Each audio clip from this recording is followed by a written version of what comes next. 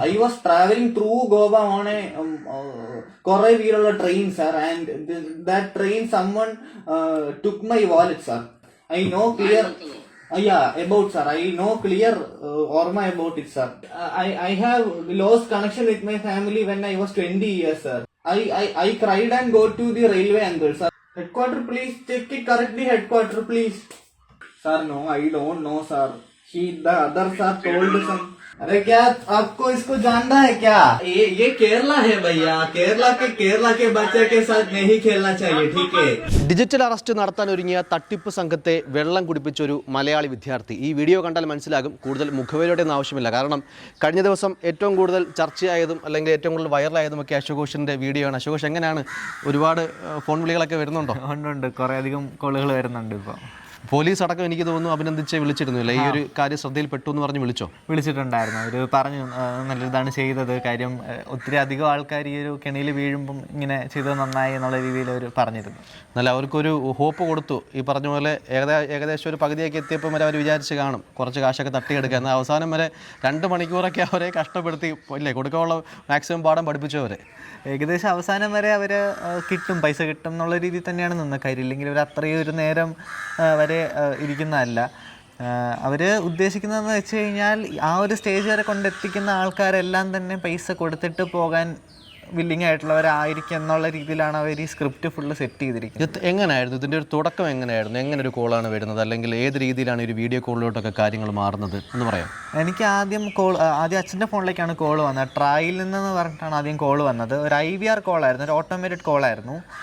നിങ്ങളുടെ ID proof ഉപയോഗിച്ച് വേറൊരു നമ്പർ എടുത്തിട്ടുണ്ട്, ആൻഡ് ആ നമ്പർ കുറച്ച് സ്കാമുകൾ ചെയ്യുന്നത് ശ്രദ്ധയിൽപ്പെട്ടു. അതുകൊണ്ട് ഈ ID പ്രൂഫിലുള്ള എല്ലാ സിമ്മുകളും ക്യാൻസൽ ആകും എന്ന് പറഞ്ഞാണ് IVR കോൾ വരുന്നത്. അത് നിങ്ങൾ ഉപയോഗിക്കുന്ന എല്ലാ കണക്ഷൻസും, നിങ്ങളുടെ പേരിലുള്ള കണക്ഷൻസ് എല്ലാം കട്ടാവും എന്ന് പറഞ്ഞിട്ട് പേടിപ്പിക്കുകയായിരുന്നു ആദ്യം ചെയ്തത്. അത് IVR കോളാണ്, ഇൻ്റർനെറ്റ് കോളാണ്. അപ്പോൾ നിങ്ങൾ ചെയ്തിട്ടില്ല എന്നുണ്ടെങ്കിൽ നിങ്ങൾ ഒന്നമർത്തുക എന്ന് പറഞ്ഞിട്ടായിരുന്നു കോള്. ഓക്കെ. അപ്പം ആ കോള് കേട്ടതേ മനസ്സിലായി സ്കാം ആണെന്ന് മനസ്സിലായി. അപ്പോൾ ഇവരേക്ക് ഇതുവരെ പോകും എന്നറിയാൻ വേണ്ടിയാണ് ചെയ്തത്. ഒന്നമർത്തി ട്രയലൊരു ഉദ്യോഗസ്ഥനിലേക്ക് കോള് കണക്റ്റ് ആകുന്നു എന്ന് പറഞ്ഞു. ഒരാൾ ഫോൺ എടുത്തിട്ട് ഇതേപോലെ കാര്യങ്ങളെല്ലാം ചോദിച്ചു. അപ്പം നമ്മളൊന്നും ചെയ്തിട്ടില്ല എന്ന് പറഞ്ഞപ്പം അവർ പറഞ്ഞു അങ്ങനെയാണെങ്കിൽ ഇത് സൈബർ ക്രൈമിലാണ് പറയേണ്ടത്, സൈബർ ക്രൈമിലേക്ക് ഫോർവേഡ് ചെയ്യാം, കുറച്ച് FIR നമ്പറും ഡീറ്റെയിൽസ് എല്ലാം തരാം, ഇത് സൈബർ ക്രൈമിൽ പറഞ്ഞാൽ മതി, അവർ പെട്ടെന്ന് പ്രോസസ് ചെയ്യും എന്ന് പറഞ്ഞു. അങ്ങനെ പുള്ളി ഈ കോൾ നേരെ സൈബർ ക്രൈമിലേക്ക് ഫോർവേഡ് ചെയ്യുന്നു. അപ്പം അത് കഴിഞ്ഞ് മുംബൈ സൈബർ ക്രൈമിൽ നിന്നാണെന്ന് പറഞ്ഞ് ഒരു സാറ് ഫോൺ എടുക്കും. ഒരു ഉദ്യോഗസ്ഥൻ ഇന്ന വ്യാജേന ഒരാൾ ഫോൺ എടുക്കുന്നു. ഫോൺ എടുത്തിട്ട് അദ്ദേഹം ഇതുപോലെ പറയും. ആ കോൾ തുടങ്ങുന്ന സമയത്ത് തന്നെ വീഡിയോ കോൾ ആയിരുന്നു അത്? പിന്നെ നോർമൽ കോളാണ്, സാധാ കോളിലാണ് പോകുന്നത്. എന്നിട്ട് അവർ പറയുന്നു ഓക്കെ നിങ്ങൾ പറഞ്ഞ കാര്യങ്ങളെല്ലാം ഞങ്ങൾക്ക് മനസ്സിലായി, നിങ്ങൾ നിരപരാധിയാണെന്ന് മനസ്സിലായി, നിങ്ങളുടെ മൊഴി രേഖപ്പെടുത്തണം, അതുകൊണ്ട് നിങ്ങൾ 2 മണിക്കൂറിനുള്ളിൽ മുംബൈ സൈബർ ക്രൈം സ്റ്റേഷനിൽ എത്താനാണ് അവർ ആവശ്യപ്പെടുന്നത്. ഇപ്പോൾ 2 മണിക്കൂറിൻ്റെ എത്താൻ പറ്റില്ല, നമുക്കും അറിയാം, അവർക്ക് നല്ല വ്യക്തമായിട്ട് അറിയാം. അപ്പോൾ അത് നമ്മൾ എത്താൻ പറ്റില്ല എന്ന് പറയുമ്പോൾ അവർ പറയാം അങ്ങനെയാണെങ്കിൽ നിങ്ങൾ ഓൺലൈനിൽ കയറി മൊഴി നൽകിയാൽ മതി എന്ന് പറഞ്ഞാണ് നമ്മളെ ഓൺലൈനിലേക്ക് ക്ഷണിക്കുന്നത്. അപ്പോൾ അതിനുശേഷം അതായത് ഈ വീഡിയോ കോൾ തുടങ്ങുന്നത് അങ്ങനെയാണ്, ഓൺലൈനോട്ട് ക്ഷണിച്ചിട്ട് അവർ തന്നെ ഒരു ലിങ്ക് തരികയായിരുന്നു തോന്നില്ല, അതെങ്ങനെയായിരുന്നു പിന്നീട്? ആ ഒരു സ്കൈപ്പ് കോളാണ് എന്നാണ് മനസ്സിലാക്കുന്നത്. അതെ, അവർ പറഞ്ഞു സ്കൈപ്പിലാണ്, കാര്യം സെക്യൂർഡ് സെർവർ കണക്ഷൻ വഴി പോകുന്നതുകൊണ്ട് സ്കൈപ്പ് വഴി മാത്രമേ അവർക്ക് ചെയ്യാൻ പറ്റുള്ളൂ എന്ന് പറഞ്ഞ് അവരുടെ സ്കൈപ്പിൻ്റെ ID ഷെയർ ചെയ്തു. and ആ സ്കൈപ്പിൻ്റെ ID വഴി നമ്മൾ കയറി കഴിയുമ്പോൾ തന്നെ സൈബർ ക്രൈം എന്ന് പറഞ്ഞാണ് എഴുതി കാണിക്കുന്നത്. അപ്പം അതിൽ കയറി നമ്മുടെ ഒരു വ്യാജ പേരാണ്, അതായത് ഈ കോൾ വരുമ്പോൾ ഒരിടത്ത് പോലും ഇവർക്ക് നമ്മുടെ പേരോ നമ്മുടെ പേഴ്സണൽ ഡീറ്റെയിൽസോ ഒന്നും അറിയില്ല. ഇവർ നമ്മളെ വിളിക്കുന്നു, നമ്മൾ ഏത് പേര് പറഞ്ഞു കൊടുക്കുന്നു അതായിരിക്കും അവർ പിന്നെ ഉപയോഗിക്കാൻ പോകുന്ന പേര്. മൊത്തത്തിൽ അങ്ങനെയാണ് സംഭവം നടക്കുന്നത്. തുടക്കത്തിൽ ഇവർ ഈ ട്രായിൽ നിന്ന് വിളിക്കുന്ന സമയത്ത് തന്നെ ID മറ്റ് പ്രൂഫുകളും പേരുകളും ഒക്കെ ചോദിച്ചിരുന്നു കൃത്യമായിട്ട്. ആ സമയത്ത് പറഞ്ഞു കൊടുത്തത് വ്യാജ പേരായിരുന്നു. അതെ, ആദ്യം തൊട്ടേ തന്നെ നമ്മൾ പറഞ്ഞു കൊടുത്ത പേര് ശരിക്കുള്ള പേരല്ല പറഞ്ഞു കൊടുത്തിരുന്നത്. പേരും ഒരു ഡീറ്റെയിൽസും ശരിക്കുള്ളതല്ല പറഞ്ഞു കൊടുത്തിരുന്നത്. ഈ സൈബർ സെല്ലിലെ ഉദ്യോഗസ്ഥൻ്റെ അടുത്ത് വരെ എത്തിയെന്ന് പറയുന്ന ആ ഒരു സമയത്ത് പോലും ഒരു ഡീറ്റെയിൽസും ശരിയായിട്ടല്ല കൊടുത്തിരുന്നത്. അപ്പം അവിടെ എത്തിക്കഴിഞ്ഞപ്പം അവർ നമ്മുടെ അടുത്ത് ഇതേപോലെ ഇത് ചോദിച്ചു, ID പ്രൂഫും പേരും മറ്റു കാര്യങ്ങളെല്ലാം ചോദിച്ചു. അതെല്ലാം നോക്കിയിട്ട് അവർ പറഞ്ഞു ഓക്കെ നിങ്ങൾക്കെതിരെ 24 ക്രിമിനൽ കേസുകൾ രജിസ്റ്റർ ചെയ്തിട്ടുണ്ട്. അതായത് നിങ്ങൾ ഉപയോഗിക്കുന്ന ID കാർഡ്, അതായത് നിങ്ങളുടെ ID കാർഡ് ഉപയോഗിച്ചുകൊണ്ട് ഇത്തരത്തിലുള്ള ക്രൈമുകൾ നടക്കുന്നുണ്ട് എന്ന് പറഞ്ഞു. 24 കേസുകൾ നിലവിലുണ്ടെന്നാണ് പറഞ്ഞത്. അതെ, നിലവിലുണ്ടെന്നാണ് പറഞ്ഞത്. ഹൈലൈറ്റ് എന്ന് വെച്ച് കഴിഞ്ഞാൽ ഞാൻ കൊടുത്ത ID പ്രൂഫ് നമ്പറും പേരും ഉൾപ്പെടെ എല്ലാം വ്യാജമാണ്. അത് ഒത്തു നോക്കിയിട്ടാണ് അവർ പറഞ്ഞത് ഓക്കെ നിങ്ങളുടെ പേരിൽ പിന്നെ ഒരു സാധനം ഉണ്ടെന്ന് അവർ പറയുന്നത്. ഈ വീഡിയോ കോളിൽ കയറുമ്പോൾ തന്നെ ആദ്യം നമ്മൾ കാണുന്നത് ഒരു പോലീസ് ഉദ്യോഗസ്ഥൻ യൂണിഫോമിൽ ഇരിക്കുന്നതാണ്. അദ്ദേഹം സൈബർ ക്രൈമിലെ ഉദ്യോഗസ്ഥനാണെന്ന് പറയുകയും അതേപോലെ തന്നെ പുള്ളിയുടെ ID കാർഡ് കാണിച്ച് അത് ബോധ്യപ്പെടുത്തുകയും ചെയ്തിട്ടാണ് ഈ കോള് മൊത്തം നടക്കുന്നത്. ഇത് തന്നെ പൊതുവെ നമുക്കിത് കാണുമ്പോഴത്തേക്കും ഇതൊരു എന്താണ് ഒരു നാടക സെറ്റപ്പാണോ അതോ പൊതുവെ സാധാരണക്കാർക്കൊക്കെ വിശ്വാസം തോന്നുന്ന രീതിയിലുള്ളൊരു പെർഫോമൻസ് ആണോ അവരുടെ? എങ്ങനെയായിരുന്നു അതൊക്കെ പക്ക, അതായത് ഒരു ശരിക്കുള്ള പോലീസ് ഉദ്യോഗസ്ഥർ എങ്ങനെയായിരിക്കും അതേ രീതിയിൽ തന്നെയാണ് അവരുടെ യൂണിഫോമിങ്ങും എല്ലാ സംഭവങ്ങളും.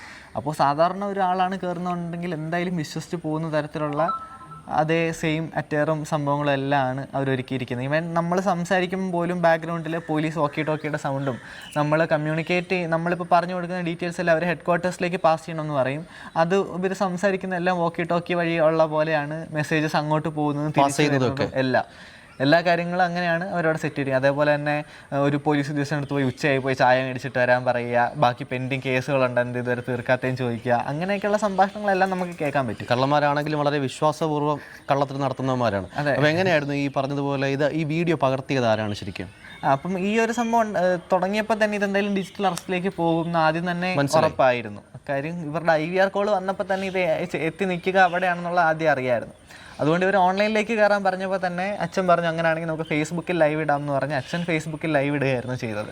കറക്റ്റായിട്ട് ആ സമയം തൊട്ട് ലൈവ് സ്ട്രീമിംഗ് പൊയ്ക്കൊണ്ടിരിക്കുകയായിരുന്നു. ഈ എൻ്റയർ ഏകദേശം 1.5 മണിക്കൂറോളം ഈ ലൈവും പോയിട്ടുണ്ടായിരുന്നു. മൊത്തം പോയിട്ടുണ്ടായിരുന്നു. ഇവർക്ക് ഏകദേശം ഈ ഒരു കള്ളി പൊളിഞ്ഞു, അതായത് ഈ നാടകവും തട്ടിപ്പുകളെല്ലാം പൊളിഞ്ഞു എന്ന് മനസ്സിലായതൊരു ഏത് സ്റ്റേജിലാണ്? ഏറ്റവും അവസാനം എത്തിയപ്പോൾ നമ്മൾ തന്നെ ഡിസ്ക്ലോസ് ചെയ്യുന്ന സമയത്താണ് അവരറിയുന്നത്. അതായത് ഞാൻ ഏകദേശം ഈ 2 മണിക്കൂറോളം നിന്ന് ഇവരെ പറ്റിച്ച് ഞാനും എടുത്തായിരുന്നു നല്ലപോലെ. അവർക്കും ഭയങ്കര അധികം വിഷമമായി പോയി. കാര്യം 2 മണിക്കൂറിൻ്റെ എത്ര അധികം ആൾക്കാരെ പറ്റിക്കായിരുന്നു. അപ്പോൾ അതൊന്നും കിട്ടാഞ്ഞതിലുള്ള വിഷമം അവർക്ക് നല്ലപോലെ ഉണ്ടായിരുന്നു. അതായത് അവർ ഈ പറഞ്ഞ് പേടിപ്പിച്ച് ചോദിക്കുന്ന ചോദ്യങ്ങൾക്കൊന്നും പേടിക്കുന്നില്ല, കറക്റ്റായിട്ടുള്ള മറുപടി പറയുന്നില്ല. ഈ പറഞ്ഞ പോലെ മലയാളത്തിലൊക്കെ ഇടയ്ക്ക് തമാശ കലർത്തി അവർക്ക് പറയാത്ത രീതിയിൽ അവരെ പരിഹാസപൂർവ്വം സംസാരിക്കുന്നുണ്ട്. എന്തായാലും എനിക്ക് തോന്നുന്നു ആ രീതിയിലുള്ളൊരു വീഡിയോയും കൂടെ ആയതുകൊണ്ടായിരിക്കും. അതായത് കാണുമ്പോൾ ആദ്യം വളരെ കൗതുകവും ഒരു രസമൊക്കെ തോന്നും. ഈ മലയാളികൾക്ക് കളിക്കരുത് എന്നൊക്കെ പറയുന്നുണ്ടല്ലേ?